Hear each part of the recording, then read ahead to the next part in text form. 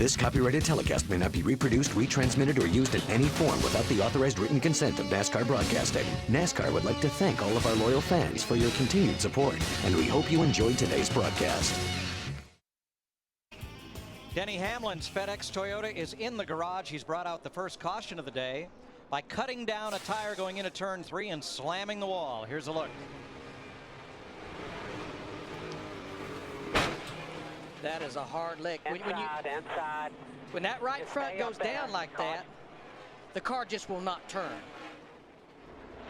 And back into the lead. You know, one of the things that I picked up on in some of the interviews we did from Denny Hamlin talking about the Toyota engine, apparently some of that valve train problems they were having at Daytona carried over to the unrestricted engine, and they've had to back way turn off. 2. Casey Mears. Ooh, gets tagged and nowhere hard. for Dale Earnhardt Jr. to go in that 88 car. 2 more cars hard in the wall behind them. One is Hornish. Someone has run underneath the 5 car, it looks The like. other's Reed Sorensen, and Mears ends up on his roof. It's Sam Hornish in the 77, because I knew the car just picked up off the ground all of a sudden. You couldn't even see Hornish from our angle.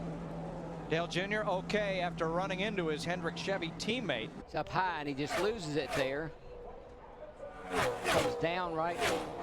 Just clipped Dale Earnhardt Jr. Got it turned him around. But now this is when it really is bizarre. Watch this.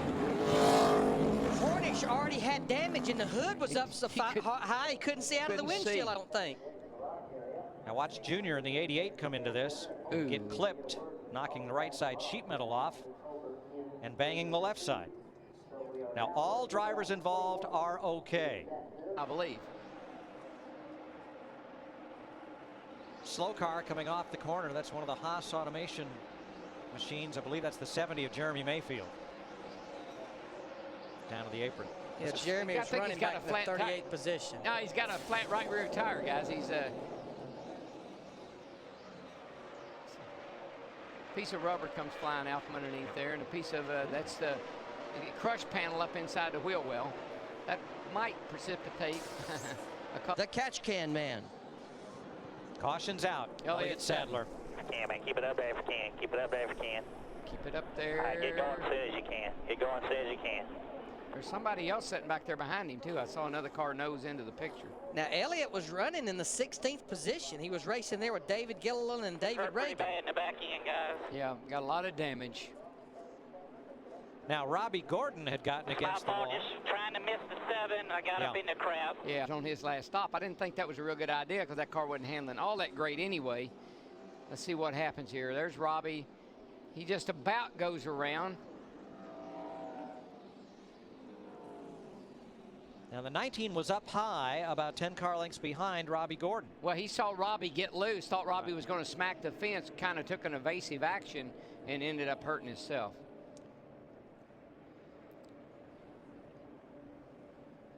Now Denny Hamlin is back in the race. Judgments, the car is now looser than it was before. He's in 3rd place. Got a car in the wall. Well, it's I think it's a 31, isn't it? I believe it is. Jeff Burton. Looked like he was up against the fence down there in the turns 3 and 4. The steering wheel is off, maybe just off a little bit. You could see, Darrell, he buffed the letters off the tires. Didn't appear to do any damage to the sheet metal, but as you heard Burton say, it has changed the alignment on that car. He's been running in high, just like you see here. Now watch the dust start to fly. It's real dirty right up next to it. See all that dirt? And he got up there and got a little bit loose, kissed the wall. I don't think with this car it's going to do that much damage to it.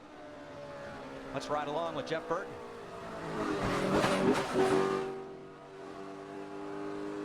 When you don't see the yellow letters on the sides of those Goodyears, something bad has happened. He is all over the rear bumper. His teammate Jimmy Johnson in the 48. That's a battle for second. Got a slow car down the back. I believe that's Dale Jarrett.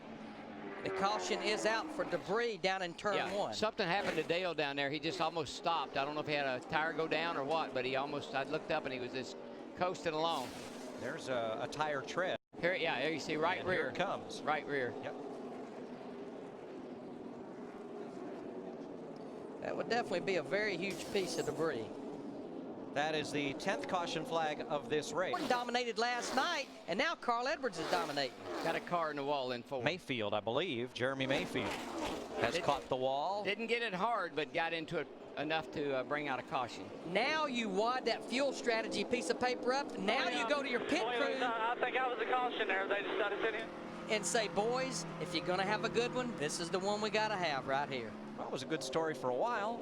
We'll wad up that piece of paper and we'll start writing a new one. Always feel sorry for Larry. He has burned up a calculator and 4 pencils over I'm here always prepared, though. figuring out the gas mileage. No. The front end was not in the racetrack. You've already heard Jimmy Johnson talk about, I burnt the right rear up. Matt Kenseth was loose. It's like they've got these things turning pretty good right now. Yeah, they do. And Larry, some of the teams that have got them working have been working on the front ends. The teams that don't have them working, they've been crutching these things up with big old right rear springs, and you can't race that way. You're going to burn the right rear off. You're going to have a loose race car. If your car's not working in the front, you don't go work on the rear. There's your leader, Carl Edwards. A wave to Dale Jr. behind, and Kyle Petty, who moved over. He's got that hand out the window every time he goes by somebody. Thanks, brother. And yeoman's work by Jr. in the 88 and Denny Hamlin in the 11. Despite being crashed last night in the early laps of this race, they have toughed it out and gone the distance. Jr. 47 laps down, and Denny Hamlin 56 laps behind. They're going to finish 40th and 41st, but they're going to finish. And give a call to Jimmy Elledge, the 41 car Reed Sorensen. Not the amount of damage that Dale Earnhardt Jr. and Denny Hamlin had in that crash, but they went to the garage area. They're 10 laps down. Remember, finished in the top 5 in the Daytona 500. He's going to leave here, it looks like, probably finishing about 37th, Reed Sorensen. We've seen time and time again, and the reason it's so critical is 5-10 points can just make a huge difference in whether you stay in the top 35, and that's a consideration. And a big drop for Jr. in the points, as you saw there, down to 25th. 2 to go. 2 to go. All lap down cars right there, buddy. All multiple laps. There's the hardware right there. A Woody, a Southern California Surf Woody. You got to love that. Yeah, I tell you, and that's perfect for Carl. I can see Carl driving that baby. You know, I was down at Ford Premier Group headquarters earlier in this week, and that's also the Ford West Coast Styling Studio. And for inspiration, what's in the lobby? 65 Mustang and 2 Ford Surf Woodies like the one on that trophy. I believe I'd take this little hot rod right here and run her right in there alongside of him, because this has been a real performance today by Carl and Roush and the whole crowd. It's a good job, boys. Coming to the white flag, 1 to go. That's Joe Nemechek, who'll finish 34th today. Nice and smooth, bud. Last lap here. Just tiptoe, baby, just tiptoe. Yeah, with Clear and Nemechek, he's pretty much got smooth sailing, getting close to half a lap to go. Don't let go of that wood. Don't wave at anybody. Just bring her home. Looking for his 7th top 6 finish in 8 starts here in Southern California. Got a Spin. Car in the wall. Jarrett. The caution is out, so the field is frozen. The race is over right there because we're on the white flag lap. Dale Jarrett's car rolls down from the banking.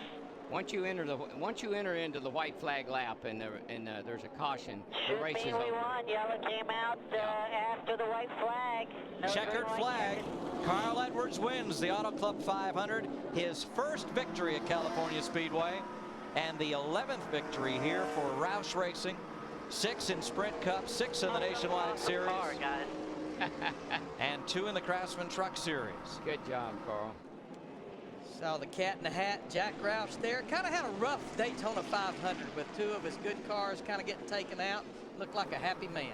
Yeah, and you got Kenseth 5th. So it's a pretty good day for the boys. Well, if you had any doubts at the start of the day whether Roush Fenway Racing has caught up with their Car of Today program, those doubts are erased. Yeah. And I think if you had any doubt that we're going to have good racing with this car, those doubts are erased. I think we saw more side-by-side racing here today, Darrell, than in the last 2 races here combined. Well, we just been so critical of this car when they ran it last year. But I tell you, the start of this season, the Daytona 500, and now again today, this car is proving itself. I'm very happy with it. It's going to be a great year. And Mike, you mentioned this. It took us 54 and a half hours to get there, but we got us a winner here, and we got race number 2 in the books. DJ here. Drives her off in the corner, gets up a little bit too high. Gets in that real dirty loose stuff. Round she goes. We have seen that many times today. Now, the results right now are unofficial because they're trying to make sure who was in front of who at the point of caution as far as people that finished behind Jeff Gordon. This copyrighted telecast may not be reproduced, retransmitted, or used in any form without the authorized written consent of NASCAR Broadcasting. NASCAR would like to thank all of our loyal fans for your continued support, and we hope you enjoyed today's broadcast.